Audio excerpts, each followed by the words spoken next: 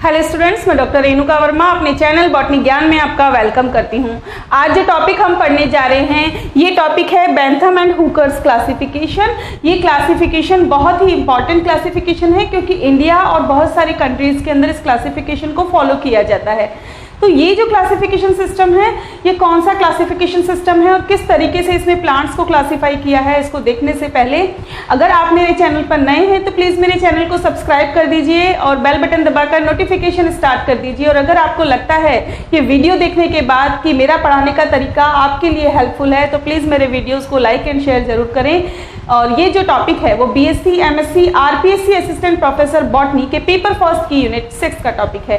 तो स्टार्ट करते हैं आज का topic Bentham and Hooker classification system. इस सिस्टम को स्टार्ट करने से पहले थोड़ा सा इसका इंट्रोडक्टरी पार्ट देख लेते हैं कि प्लांट्स में जो क्लासिफिकेशन है वो किस प्रकार से जो है क्लासिफाई किया गया है। देखिए, जो टैक्सोनॉमिकल लिटरेचर है उसके अंदर 3 टाइप्स के क्लासिफिकेशन जो हैं वो देखे गए हैं। Natural classification, artificial classification and phylogenetic classification, यानी कि कृत्रिम, प्राकृतिक और जातिवृत्तीय वर्गीकरण जो है वो पादप वर्गीकरण तंत्र के अंदर पाया जाता है। क्लासिफिकेशन की हिस्ट्री की अगर बात करें तो एंजियोस्पर्म जो हैं इनको 2 मेजर सिस्टम में डिवाइड किया गया है और उसके बाद उनको फर्दर डिवाइड किया गया है। ठीक है, तो सबसे पहले जो मेजर सिस्टम है जिनके अंदर इन एंजियोस्पर्म को डिवाइड किया गया है वो सिस्टम है pre Darwinian system and post Darwinian system, यानी कि डार्विन से पहले और डार्विन के बाद। तो पहले देखते हैं प्री डार्विनियन सिस्टम। ये जो है ये अलग अलग पीरियड्स के अंदर डिवाइडेड है। जो इसका फर्स्ट पीरियड है वो है क्लासिफिकेशन बेस्ड ऑन हैबिट, यानी कि यहाँ पर जो प्लांट्स को क्लासिफाई किया गया वो उनके स्वभाव यानी कि हैबिट के बेस पर किया गया, जो कि थियोफेस्टस से स्टार्ट हो गया था 372 285 बीसी के अंदर। सेकेंड जो पीरियड है उसमें जो क्लासिफिकेशन है वो नंबर ऑफ फ्लोरल पार्ट्स पर बेस्ड है। बेसिकली जो स्टेमन्स हैं उनके नंबर पर ये क्लासिफिकेशन सिस्टम जो है वो बेस्ड है।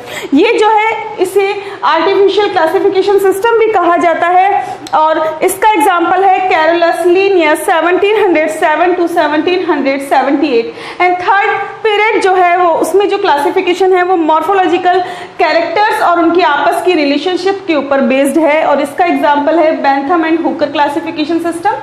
तो ये मॉर्फोलॉजिकल कैरेक्टर पर बेस्ड है, इसलिए इस क्लासिफिकेशन सिस्टम को फेनेटिक क्लासिफिकेशन भी कहते हैं। एंड नेक्स्ट जो सिस्टम है second one is post Darwinian system. इसके अंदर सिर्फ एक ही पीरियड है जिसे पीरियड 4 कहा जाता है।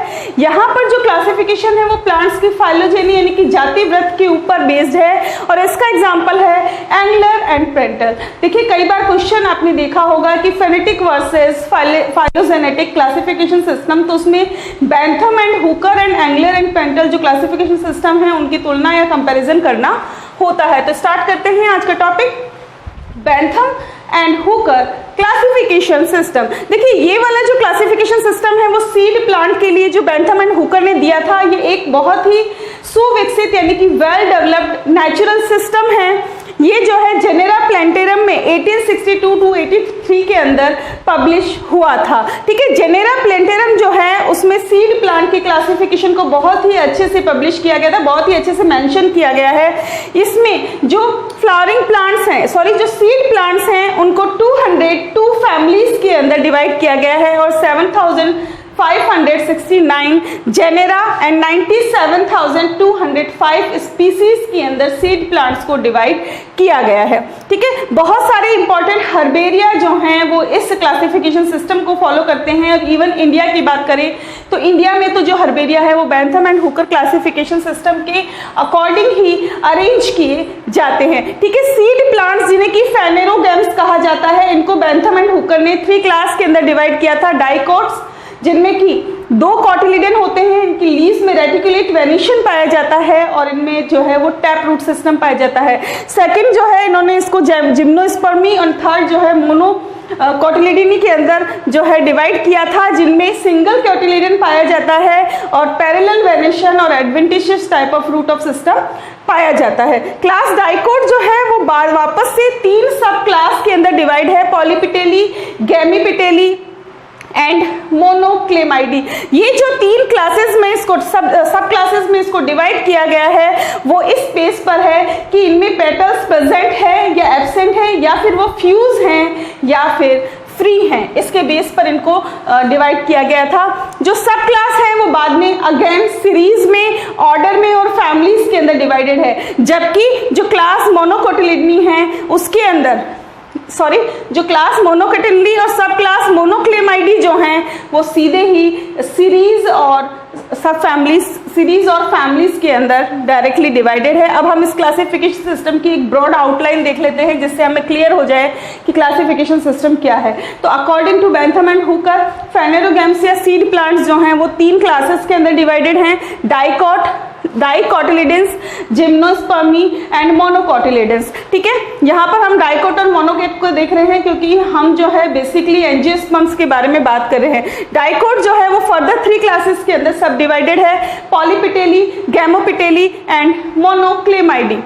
पॉलीपिटेली अगेन 3 सीरीज के अंदर डिवाइडेड है, थैलेमीफ्लोरी, डेस्कीफ्लोरी एंड कैल्सीफ्लोरी। गैमोपिटेली भी अगेन 3 सीरीज के अंदर डिवाइडेड है, इन्फेरी, हेटेरोमेरी एंड बाइकार्पेलिटी।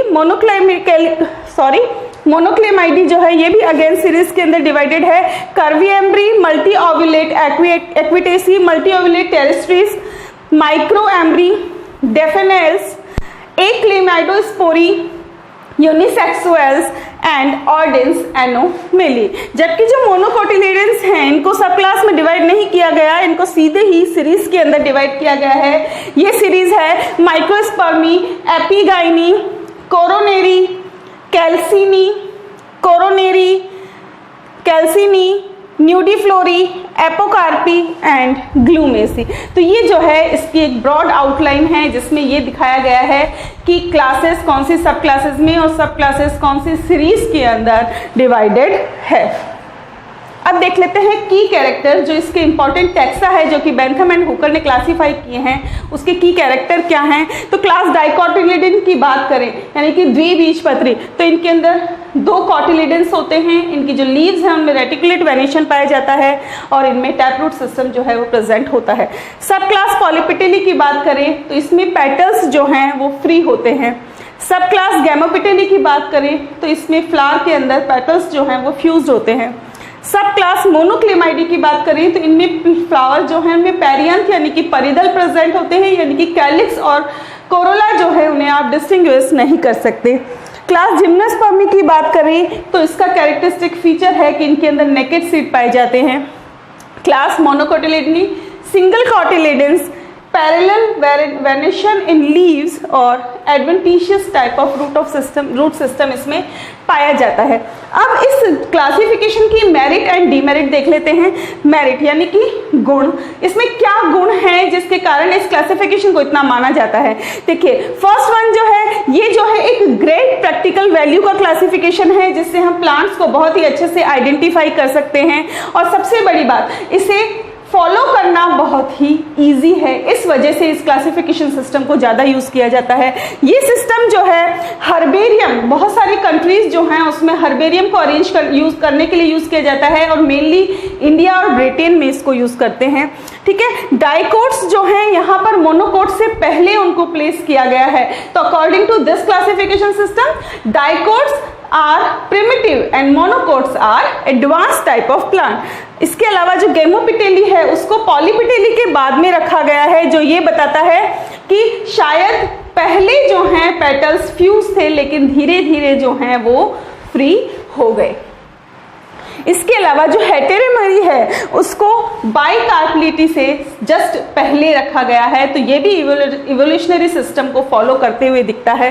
रेनेल्स को सबसे प्रिमिटिव डाइकोट माना गया है और बहुत सारे साइंटिस्ट ने इस बात को माना है। ठीक है, और की आइडेंटिफिकेशन के लिए जैसे कीज बहुत यूजफुल होती है, वैसे ही यहाँ पर हर एक फैमिली जो है उसकी आइडेंटिफिकेशन को बहुत ही अच्छे से डिस्क्राइब किया गया है। इसके अलावा यहाँ पर फैमिलीज और जेनेरा का जो डिस्क्रिप्शन है वो बहुत ही प्रिसाइज है, उसको यूज करना बहुत ही इजी है। जो बड़े जेनेरा हैं उनको छोटे सब जेनेरा में डिवाइड किया गया है ताकि इजीली जो है हम उसे समझ सकें। इसके अलावा जो टैक्सा का अरेंजमेंट है वो नेचुरल एफिनिटीज के ऊपर बेस्ड है, जो कि मॉर्फोलॉजिकल कैरेक्टर्स पर है, और ऐसे कैरेक्टर्स हैं जिन्हें हम अपनी नेकेड आई से देख सकते हैं, और या फिर अगर वो ज़्यादा विजिबल नहीं है तो उन्हें हम हैंड लेंस का यूज़ करके देख सकते हैं। लेकिन बहुत ज़्यादा टेक्निकल हमें इसके लिए होने की ज़रूरत नहीं है। इस वजह से जो बेंथम एंड हुकर का क्लासिफिकेशन है वो बहुत ज़्यादा फॉलो किया जाता है। लेकिन अगर किसी चीज़ के गुण होते हैं तो उसके दोष भी होते हैं, तो मेरिट है तो डीमेरिट भी होगी। अब इसके डीमेरिट हम देख लेते हैं। पहला जो है, ये सिस्टम जो है वो फाइलोजेनी के लिए कोई भी आइडिया नहीं देता, यानी कि जातिगत वर्गीकरण तंत्र जो है उसके लिए कोई भी विचार, कोई भी आइडिया प्रस्तुत नहीं करता। ठीक है, यहाँ पर जिम्नोस्पर्म को डाइकोट और मोनोकोट के बीच में रखा गया है, जो कि एनोमिलस है। ये पॉसिबल नहीं है कि पहले सीड प्लांट बने फिर वो नेकेड हो गए एंड अगेन उनसे जो है कवर्ड सीड प्लांट बन गए। ये चीज जो है इस सिस्टम के लिए इसकी डीमेरिट साबित हुई। ठीक है, इसके अलावा जो मोनोक्लेमाइडी है वो एक आर्टिफिशियल टैक्सा है। क्यों? क्योंकि इसके अंदर पेरियंथ का पूरा एक वर्ल्ड प्रेजेंट होता है। इसके अलावा यूनिसेक्सुअल्स जो है, ये जो सीरीज है ये इसलिए भी थोड़ा सा कंफ्यूजिंग है क्योंकि इसके अंदर जो है एक ही मेजर कैरेक्टर है कि फ्लावर्स आर यूनिसेक्सुअल। इस वजह से जो है इसे ज्यादा कंसीडर नहीं किया जाता। लेकिन बाद में कॉन्क्विस्ट जो है इन्होंने 1988 में इसको दो फैमिलीज के अंदर दो सब क्लास के अंदर डिवाइड किया, हेमिलिडी एंड रोजिडी, और बाद में तख्ताजन जो है उन्होंने उसको 1987 में हेमिलिडी एंड डेलेंडिडी के अंदर डिवाइड किया। बेंथम एंड हुकर ने जो ऑर्डिनेंस के अंदर फैमिलीज रखी हैं उसकी एफिनिटीज के बारे में उनको ज्यादा ज्ञान नहीं था। ठीक है, इसके अलावा कंपोजिटी या जो एस्टेरेसी फैमिली है एक हाईली एडवांस्ड फैमिली है, लेकिन बेंथम एंड हुकर ने इसको कहाँ रखा? इन्फेरी में रखा और गेमोपेटेली से पहले रखा जो कि एनोमिलस है। इसके अलावा ऑर्किडेसी जो कि एक एडवांस्ड फैमिली है जिसमें इंफीरियर ओवरी पाई जाती है और जाइगोमॉर्फिक फ्लावर्स पाए जाते हैं, लेकिन बेंथम एंड हुकर ने इनको कहाँ रखा? इन्होंने इसको मोनोकोटिलिडन में स्टार्टिंग में रखा, यानी कि इन्होंने इसको प्रिमिटिव फैमिली माना। ये भी इसकी एक डीमेरिट है। ठीक है, अब गेमोपिटेली जो है, गेमोपिटेली के अंदर जो इन्फेरी है जिसमें कि इंफीरियर ओवरी पाई जाती है, बेंथम एंड हुकर ने इनको उन दो सीरीज से पहले रखा जिनमें सुपीरियर ओवरी जो है प्रेजेंट होती है। लेकिन प्रेजेंट टाइम में ये चीज प्रूव हो चुकी है कि जो इंफीरियर ओवरी है वो एडवांस है और सुपीरियर ओवरी से बनी है। इसका मतलब इंफीरियर ओवरी है तो एडवांस, लेकिन जो बेंथम एंड हुकर है उन्होंने उसको एक प्रिमिटिव कैरेक्टर बताया। ठीक है, इसके अलावा जो सीरीज एपोकार्पी है उसकी पोजीशन भी अनसेटिस्फैक्टरी है। क्यों? क्योंकि इसके अंदर जो कार्पल हैं वो फ्री और सुपीरियर होते हैं। तो ये सारे के सारे बेंथम एंड हुकर के डीमेरिट्स हैं जो इस क्लासिफिकेशन सिस्टम को मानने से रोकते हैं। देखिए, बहुत सारी चीजें हैं जो किसी चीज को हमें मानने के लिए मजबूर करती है और कुछ चीजें जो हैं वो उसको नहीं मानने के लिए मजबूर करती है। उसी तरीके से बेंथम एंड हुकर के भी मेरिट एंड डीमेरिट है। लेकिन फिर भी बहुत सारी कंट्रीज जो हैं इस सिस्टम को सिर्फ इसलिए फॉलो करती है क्योंकि इसको फॉलो करना बहुत ही ईजी है, उसके लिए हमें ज्यादा टेक्निकल नहीं होना पड़ता। तो आई होप ये जो Bentham and Hooker classification system है ये आपको इजीली समझ में आ गया होगा। अभी आगे आने वाले 2-3 लेक्चर्स में हम ऐसे ही कुछ इंपॉर्टेंट क्लासिफिकेशन सिस्टम के बारे में बात करेंगे जो कि इस 6 यूनिट के अंदर है।